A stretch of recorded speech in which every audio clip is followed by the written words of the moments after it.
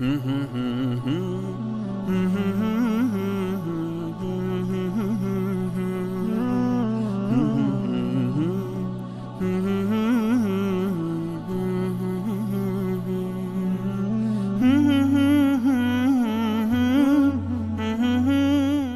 اللہ الرحمن الرحیم۔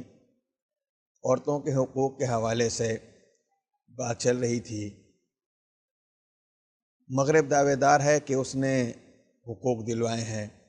مغرب کی عورت نے مغرب سے جو حقوق لیے ہیں وہ بڑی زبردست تحریک چلا کے، بڑی زبردست مطالبوں کے بعد اور ایک بڑا دشوار گزار مرحلہ طے کر کے عورتوں کو اضافی حقوق جو دیے ہیں، جو ان کی صنف پر ظلم کیا ہے۔ لیکن اسلام نے عورت کے مطالبے پر نہیں، اسلام نے کسی تحریک کے نتیجے میں نہیں، اسلام نے کسی ایجیٹیشن کے نتیجے میں نہیں، اسلام نے کسی دباؤ کے تحت نہیں، اسلام نے کسی بھی قسم کی کسی بھی تحریک کے نتیجے میں نہیں، بلکہ آغاز ہی میں فطری طور پر عورتوں کے حقوق کا لحاظ رکھا اور عورت کو حقوق دیے ہیں۔ عورت جس حیثیت میں بھی ہے، اسلام اس کے بنیادی حقوق کا محافظ ہے، ضامن ہے۔ بلکہ اگر دیکھا جائے تو قرآن کریم میں اللہ رب العزت خود عورتوں کے سفارشی بنتے ہیں۔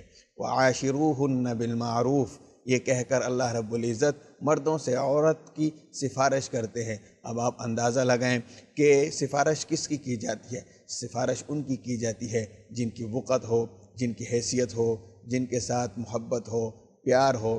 اللہ رب العزت کی نگاہ میں عورت کی اتنی حیثیت ہے، اتنی وقعت ہے کہ اللہ رب العزت نے خود ان کی سفارش کی ہے۔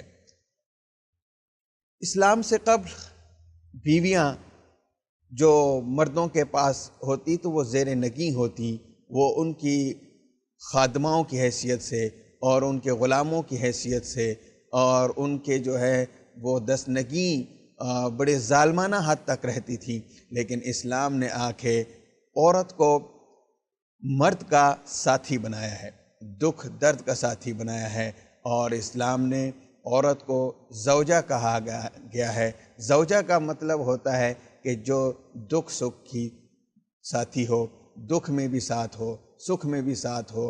اور اسلام نے عورتوں کے حقوق کا بڑے احسن طریقے کے ساتھ، بڑے فطری طریقے کے ساتھ لحاظ رکھا گیا ہے۔ عورت بیوی کے روپ میں ہے تو اللہ رب العزت نے اس کو مرد کے لیے راحت کا باعث بنایا ہے اور مرد کو اس کا محافظ بنایا ہے۔ مرد کو ایک درجہ اس کے اوپر فضیلت دی ہے اور اس کو محافظ بنایا ہے۔ اور اسی طرح عورت کا جو ہے وہ مرد کے اوپر حق رکھا ہے کہ مرد جو خود کھائے وہ اس کو کھلائے، جو خود پیے وہ اس کو پلائے، اور جو خود اچھا پہنے وہ اس کو بھی پہنائے۔ اور اسی طرح عورت کی یہ حیثیت کہ وہ غلام ہے، وہ ایک باندی ہے اور وہ اس کے کوئی جذبات نہیں ہیں، اس کے کوئی احساسات نہیں ہیں، اسلام نے اس کا سختی کے ساتھ جو ہے وہ ممانعت کی ہے اور عورت کو ایک بیوی کی حیثیت میں مرد کی دوست، ساجھے دار اور زندگی کے پارٹنر کے طور پر پیش کیا ہے، نہ کہ اس طور پر کہ وہ محض جو ہے وہ شہوت رانی کے ذریعہ ہو یا جو ہے وہ محض ایک کام کاج کے اور بچے پالنے ہی کے کام آئے۔ مغرب نے عورت کی اس حیثیت کو کہ وہ گھر میں مرد کی ساجھے دار ہے، اس کو ختم کر کے مغرب نے عورت کو بزنس کا ساجھے دار بنا دیا ہے، بزنس پارٹنر بنا دیا ہے۔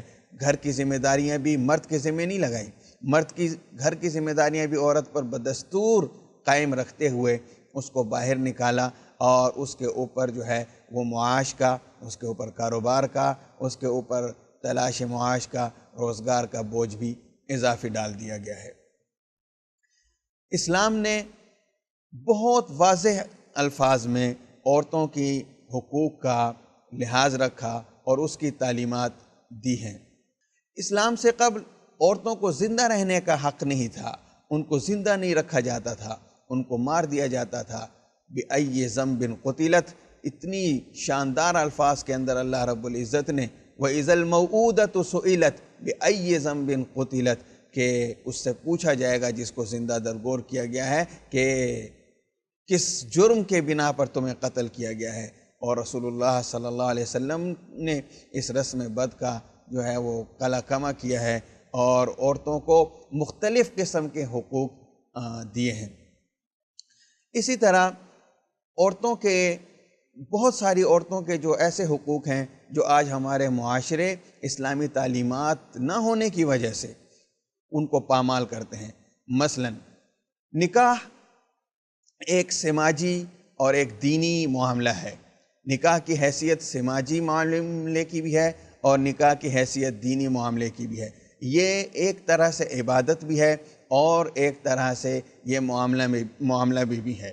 دیگر اقوام نے اور دیگر ملتوں نے نکاح کو محض مرد کی طرف جو ہے وہ رکھا ہے، عورت کا اس کے درمیان اس کے اندر کوئی حصہ نہیں، نہ تو اس کی پسند ناپسند کا خیال رکھا جاتا تھا اور نہ ہی اس کے ختم کرنے یا اس کے شروع کرنے میں یا اس کی رائے کو کوئی عمل دخل نہیں ہوتا تھا۔